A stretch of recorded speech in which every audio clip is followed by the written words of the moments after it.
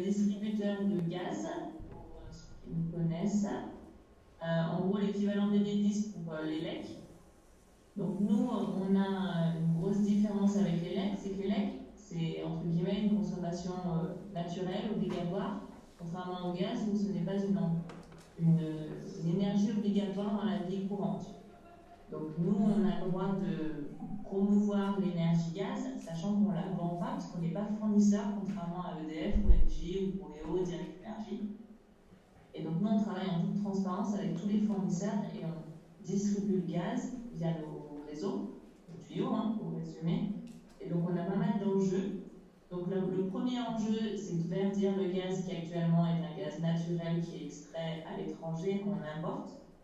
Et donc, on veut, via la transition énergétique avec la loi, il faut qu'on verdisse et donc il faut produire localement le gaz, donc via les déchets organiques, donc il y a la méthanisation, mais il existe aussi la pyrogazéification et le power to gas. Donc le power to gas, c'est transformer en gros l'électricité en gaz, parce que l'énergie gaz a l'atout en fait qu'on peut stocker le gaz contrairement à l'électricité.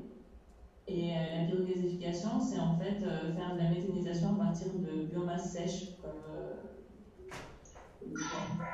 les paquets de bois.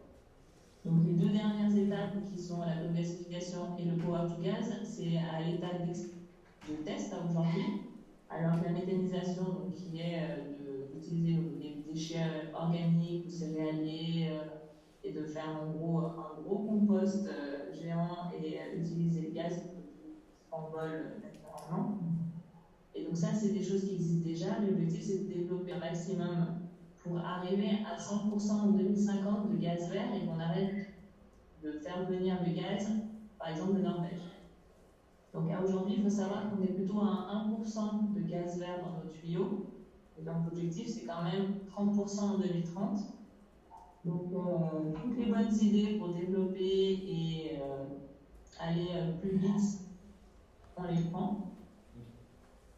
Après, donc, notre autre enjeu, sachant qu'on est quand même 11 millions, on a 11 millions de clients, donc derrière, ça veut dire 11 000 collaborateurs.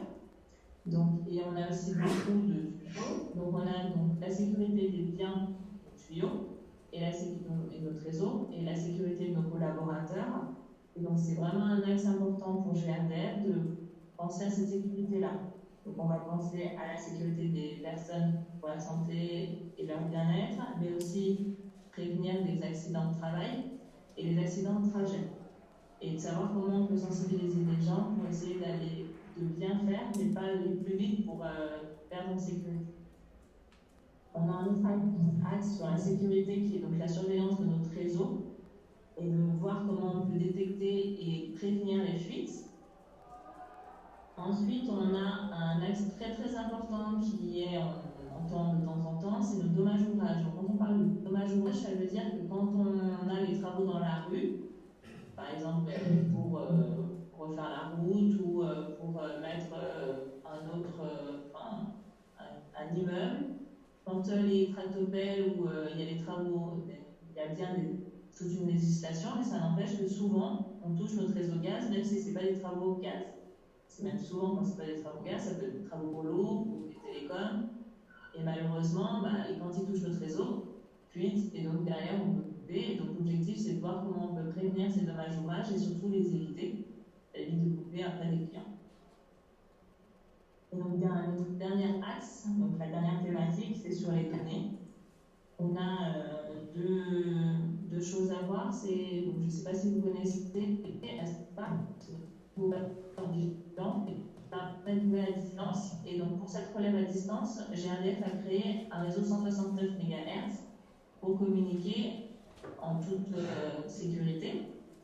Et donc en gros, il y a une impulsion le matin et une impulsion le soir. Donc le réseau est loin d'être optimisé, il n'est même pas utilisé à 1%.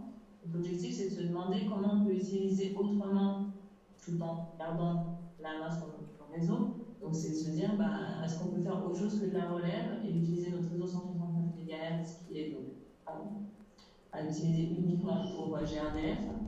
Donc, ça peut être plein d'autres choses et peut-être valoriser nos données à nous via ce réseau. Donc, appel à idée. Et donc, la dernière chose. Il faut savoir que nous, ce qui nous intéresse, c'est pas de, entre guillemets, d'augmenter la consommation de gaz par personne, mais plutôt d'augmenter les usages du gaz. Donc aujourd'hui, on en connaît plusieurs, comme l'eau chaude, on a la cuisson, on a le chauffage, et on a aussi maintenant le GNV, donc c'est le gaz naturel véhicule, donc pour les camions, les vannes à ordures. Et donc c'est de se dire comment on peut donner envie, par exemple, à des personnes qui se chauffent au fioul de venir se chauffer au gaz, mais aussi voir s'il n'y a pas d'autres usages possibles pour le gaz, ou d'autres usages pour utiliser notre réseau gaz. Voilà un peu nos besoins. Est-ce qu'il y a des questions?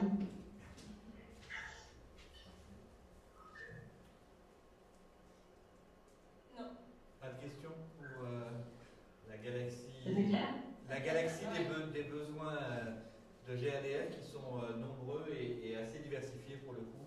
Et c'est assez aussi symptomatique des besoins aussi, effectivement, donc les différents grands groupes qui ne sont pas que dans l'énergie quand on est énergéticien. De toute façon, si vous avez des questions, c'est ce qu'on vous disait, hein, vous pouvez les poser par email à Sonia. Et